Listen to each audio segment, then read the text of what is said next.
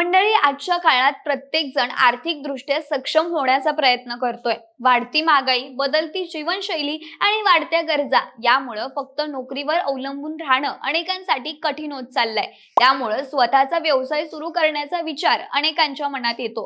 पण व्यवसाय सुरू करायचं म्हटलं की सर्वात मोठा प्रश्न पडतो तो म्हणजे नेमका कुठला व्यवसाय करायचा. कुठला व्यवसाय कमी गुंतवणुकीत सुरू करता येईल, कुठला व्यवसाय नफा मिळवून देईल आणि असा कोणता व्यवसाय आहे जो ग्रामीण तसंच शहरी भागात सहज चालू शकतो. बघायला गेलं तर आजच्या बदलत्या काळात अनेक नवीन व्यवसायांच्या संधी उपलब्ध झाल्या आहेत. पण तुम्हाला माहिती आहे का की शेतीसोबत कोणते व्यवसाय केल्यावर उत्पन्न वाढू शकतं? डिजिटल युगात मोबाईल आणि इंटरनेटच्या मदतीने कोणते व्यवसाय करता येतात? ऑनलाईन व्यापारातून कमाई कशी करता येते आणि पारंपरिक कौशल्यांचा वापर करून व्यवसाय कसा उभा करता येतो, या सर्व प्रश्नांची उत्तरं जाणून घेणार आहोत या व्हिडिओच्या माध्यमातून. नमस्कार, मी हर्षदा आणि तुम्हाला तर माहिती आहे आपला विषयच भारी आहे. मंडळी, भारत हा कृषी प्रधान देश आहे आणि देशातला मोठा लोकसंख्या वर्ग शेतीवर अवलंबून आहे. पण आजच्या परिस्थितीत फक्त पारंपरिक शेतीवर अवलंबून राहिलं तर तिथून पुरेसं उत्पन्न मिळतही नाही. हवामानातील बदल, उत्पादन खर्चातील वाढ आणि बाजारभावातली अस्थिरता यामुळे शेतकऱ्यांना आर्थिक अडचणींचा सामना करावा लागतो. त्यामुळे शेतीसोबत पूरक व्यवसाय सुरू करणं ही काळाची गरज बनली आहे आणि म्हणूनच जाणून घेऊयात कोणते व्यवसाय करणं फायदेशीर ठरेल. तर बघा, दुग्ध व्यवसाय हा शेतीपूरक व्यवसायांपैकी सर्वात विश्वासार्ह व्यवसाय मानला जातो. भारतात दूध आणि दुग्धजन्य पदार्थांची मागणी कायम असते. तर दुधापासून तयार होणारं तूप, लोणी, पनीर, ताक आणि दही यांना बाजारात मोठी मागणी आहे. दुग्ध व्यवसाय सुरू करताना चांगल्या गायी किंवा म्हशी निवडणं अत्यंत महत्त्वाचं असतं. त्याचबरोबर जनावरांना पौष्टिक आहार, स्वच्छ वातावरण आणि वेळोवेळी वैद्यकीय उपचार मिळणं आवश्यक असतं. तसंच राज्य सरकार आणि केंद्रीय सरकार पशुपालनासाठी विविध योजना आणि अनुदान उपलब्ध करून देतात. त्यामुळे योग्य व्यवस्थापन आणि नियोजन केल्यानं दुग्ध व्यवसायातून स्थिर आणि नेहमी उत्पन्न मिळू शकतं. याचबरोबर शेळी पालन हा ग्रामीण भागात लोकप्रिय आणि कमी गुंतवणुकीत सुरू होणारा व्यवसाय आहे. आज बोकडाच्या मटणाला खूप मागणी आहे आणि त्याचबरोबर शेळीचं दूध देखील उपयोगी ठरतं. शेळ्या इतर जनावरांच्या तुलनेत कमी जागेत आणि कमी खर्चात सांभाळता येतात. स्थानिक हवामानाला अनुरूप शेळ्यांची निवड केल्यानं उत्पादन अधिक चांगलं मिळतं. शेळ्यांना योग्य आहार, लसीकरण आणि स्वच्छ निवारा दिल्यानं त्यांची वाढ आणि उत्पादन क्षमता वाढते. तसंच शेळी पालन व्यवसाय महिलांसाठी आणि शेतकऱ्यांसाठीही चांगला पर्याय ठरतो. आता पुढचा व्यवसाय म्हणजे कुक्कुटपालन. हा सुद्धा एक फायदेशीर व्यवसाय आहे. अंडी आणि चिकनला भारतात वर्षभर मागणी असते. हा व्यवसाय कमी जागेत सुरू करता येतो आणि तुलनेनं कमी कालावधीत उत्पन्न मिळवून देतो. पण कुक्कुटपालन करताना स्वच्छता, तापमान नियंत्रण आणि योग्य खाद्य व्यवस्थापन महत्त्वाचं असतं आणि योग्य नियोजन केल्यानं हा व्यवसाय देखील भरपूर फायदा मिळू शकतो. आता अनेक शेतकरी शेतीसोबत कुक्कुटपालन करून अतिरिक्त उत्पन्नही मिळवतात. या सगळ्या व्यवसायांबरोबरच मशरूम शेती हा एक आधुनिक व्यवसाय आहे. मशरूम पौष्टिक असल्यामुळे शहरांमध्ये त्याची मागणी वाढते. मशरूम शेतीसाठी फार मोठी जमीन लागत नाही. नियंत्रित वातावरणात आणि योग्य प्रशिक्षण घेतल्यानं घरातूनही हा व्यवसाय करता येतो. कमी कालावधीत उत्पादन मिळत असल्यामुळे हा व्यवसाय आर्थिकदृष्ट्या खूप फायदेशीर ठरतो. त्यामुळे हा व्यवसाय सुद्धा खूप नफा मिळवून देतो. तसंच रेशीम शेती हा एक पारंपरिक पण नफा मिळवून देणारा व्यवसाय आहे. रेशीम उत्पादनासाठी रेशीम किड्यांचं पालन केलं जातं. या व्यवसायासाठी तुतीची झाडं लावावी लागतात. तसंच रेशीम उद्योगाला देशात आणि परदेशात मोठी मागणी आहे. पण या व्यवसायाचं योग्य प्रशिक्षण आणि व्यवस्थापन केल्यानं रेशीम शेती शेतकऱ्यांसाठी चांगला उत्पन्नाचा स्रोत बनू शकते. त्यामुळे हा व्यवसाय सुरू करण्याचा विचार तुम्हीही करू शकता. याचबरोबर मधमाशी पालन हा पर्यावरणपूरक आणि फायदेशीर व्यवसाय आहे. मध आरोग्यासाठी अत्यंत उपयुक्त असल्यामुळे त्याला बाजारात मोठी मागणी आहे आणि मधमाशी पालनामुळे मध आणि मेण तयार होतं. कमी जागेत आणि कमी खर्चात सुरू होणारा हा व्यवसाय ग्रामीण भागात लोकप्रिय होतोय आणि खूप फायद्याचाही आहे. आता बघा मंडळी, हे आहेत नफा मिळवून देणारे 5 शेतीपूरक व्यवसाय. शेतीपूरक व्यवसायांबरोबरच खाद्यपदार्थ उद्योग हे घरातून सुरू करता येणारे आणि महिलांसाठी विशेष फायदेशीर व्यवसाय मानले जातात.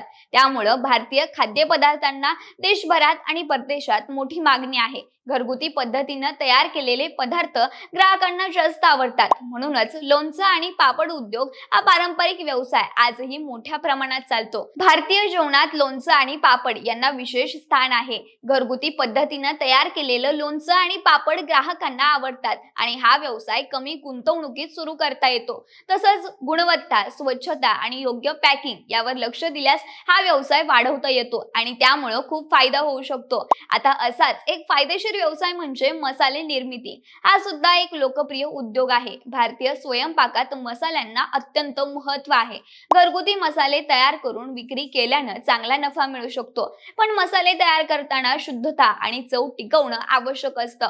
योग्य ब्रँडिंग आणि मार्केटिंग केल्यामुळे मसाले उद्योग मोठ्या प्रमाणावर वाढू शकतो. तसंच सध्याच्या काळात बेकरी उद्योग शहरांमध्ये वेगानं वाढतोय. केक, बिस्किट, ब्रेड आणि स्नॅक्स यांना मोठी मागणी आहे. बेकरी व्यवसाय घरातून किंवा छोट्या दुकानातून सुरू करता येतो. दर्जेदार साहित्य, स्वच्छता आणि भन्नाट चव यामुळे ग्राहक आकर्षित होतात आणि या पदार्थाच्या खरेदीकडे वळतात. या व्यवसायासोबतच अजून एक लोकप्रिय व्यवसाय म्हणजे टिफिन सेंटर. हा शहरी भागातला एक लोकप्रिय व्यवसाय आहे. नोकरी करणाऱ्या लोकांना घरगुती जेवणाची गरज असते. चवदार, चविष्ट आणि स्वच्छ जेवण दिल्यास ग्राहक कायम राहतात. हा व्यवसाय महिलांसाठी आणि छोट्या उद्योजकांसाठी चांगला पर्याय आहे आणि या व्यवसायातून भरपूर नफा कमवता येऊ शकतो. आता पुढे बघू काही डिजिटल व्यवसाय जे बिझनेस मध्ये खूप मोठा फायदा मिळवून देतात. मंडळी, आजच्या डिजिटल युगात इंटरनेट आणि मोबाईलमुळे व्यवसायाच्या नवीन संधी निर्माण झाल्या आहेत. डिजिटल मार्केटिंग हा सध्या सर्वाधिक मागणी असलेला व्यवसाय आहे. अनेक कंपन्या आणि छोटे व्यवसाय ऑनलाईन प्रसिद्धीसाठी डिजिटल मार्केटिंगचा वापर करतात. तसंच सोशल मीडिया व्यवस्थापन, जाहिरात मोहिमा आणि वेबसाईट प्रमोशन या माध्यमातून डिजिटल मार्केटिंग व्यवसाय सुरू करता येतो आणि सध्या या व्यवसायांना प्रचंड स्कोप आहे. आणि यातलाच एक व्यवसाय म्हणजे ई लर्निंग. हा शिक्षण क्षेत्रातील मोठा बदल आहे. ऑनलाईन शिक्षणामुळे विद्यार्थी घर बसल्या शिक्षण घेऊ शकतात. जर तुम्हाला एखाद्या विषयात चांगलं ज्ञान असेल तर तुम्ही ऑनलाईन कोर्स तयार करून इतरांना शिकवू शकता, तेही घर बसल्या. यातून आर्थिक उत्पन्न मिळवता येतं. त्यामुळे व्यवसाय देखील मोठा नफा मिळवून देतो. आता बघूया कंटेंट क्रिएशन. कंटेंट क्रिएशन हा डिजिटल माध्यमांमधील लोकप्रिय व्यवसाय आहे. यूट्यूब, इंस्टाग्राम, ब्लॉग आणि पॉडकास्टच्या माध्यमातून माहिती आणि मनोरंजन देणारा कंटेंट तयार करून उत्पन्न मिळवता येतं. चांगला आणि विश्वासार्ह कंटेंट तयार केल्यानं मोठ्या प्रमाणावर प्रेक्षक आपल्या चॅनलकडे वळतात आणि या व्यवसायातून आपल्याला मोठ्या प्रमाणावर पैसा कमवता येतो. तसंच IT सपोर्ट व्यवसायही डिजिटल क्षेत्रातला महत्त्वाचा व्यवसाय आहे. कॉम्प्युटर, नेटवर्किंग आणि सॉफ्टवेअर संबंधित सेवा देऊन हा व्यवसाय सुरू करता येतो. शाळा, कार्यालय आणि उद्योगांना IT सपोर्टर्सची सतत गरज असते आणि रिटेल, ई-कॉमर्स क्षेत्रातही मोठ्या प्रमाणात व्यवसाय संधी उपलब्ध आहेत. ऑनलाईन खरेदीची सवय वाढल्यामुळे ई-कॉमर्स व्यवसाय झपाट्याने वाढतोय. ड्रॉप शिपिंग हा ई-कॉमर्स मधील नवीन व्यवसाय प्रकार आहे. या व्यवसायात माल साठवण्याची गरज नसते. ग्राहकांकडून ऑर्डर घेतल्यानंतर सप्लायर थेट ग्राहकाला माल पाठवतो.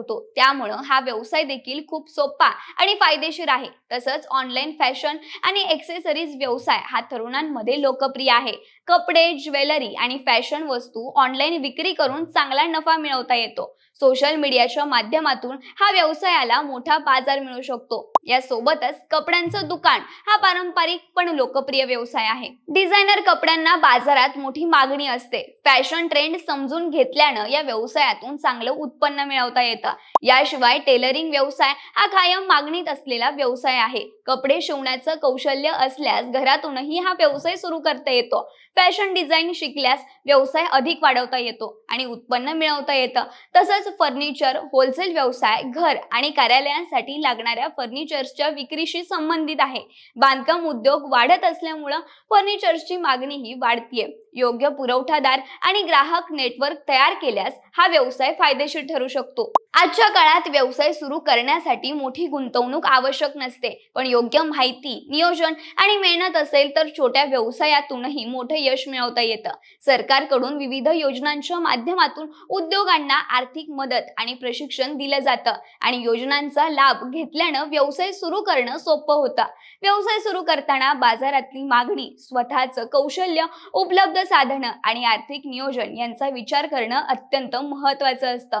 व्यवसायात सातत्य, गुणवत्ता आणि ग्राहकांचा विश्वास राखणं व्यवसायाच्या यशासाठी आवश्यक असतं आणि आजच्या स्पर्धेच्या युगात जो व्यक्ती नवीन संधी शोधतो आणि मेहनत करण्याची तयारी ठेवतो तोच यशस्वी होतो. शेतीपूरक व्यवसाय, खाद्य उद्योग, डिजिटल सेवा, ई-कॉमर्स आणि पारंपरिक कौशल्यावर आधारित उद्योग या सर्व क्षेत्रांमध्ये मोठ्या प्रमाणात संधी उपलब्ध आहेत. योग्य व्यवसाय निवडून त्यावर प्रामाणिकपणे काम केल्यानं आर्थिक स्वावलंबन मिळवणं शक्य आहे. पण व्यवसाय हा फक्त पैसा कमवण्याचा मार्ग नसून स्वतःच्या क्षमतेचा आणि कल्पकतेचा वापर करण्याची संधी आहे. योग्य निर्णय, योग्य वेळ आणि योग्य प्रयत्न यामुळे कोणताही व्यवसाय यशस्वी होऊ शकतो. त्यामुळे जर तुम्हालाही आर्थिक प्रगती करायची असेल तर आजच योग्य व्यवसाय निवडा आणि आत्मविश्वासाने सुरुवात करा. मंडळी, दिलेली माहिती तुम्हाला कशी वाटली हे कमेंटमध्ये नक्की सांगा आणि सोबतच आपल्या विश्वासभारीच्या YouTube चॅनलला सबस्क्राईब करायला विसरू नका. धन्यवाद.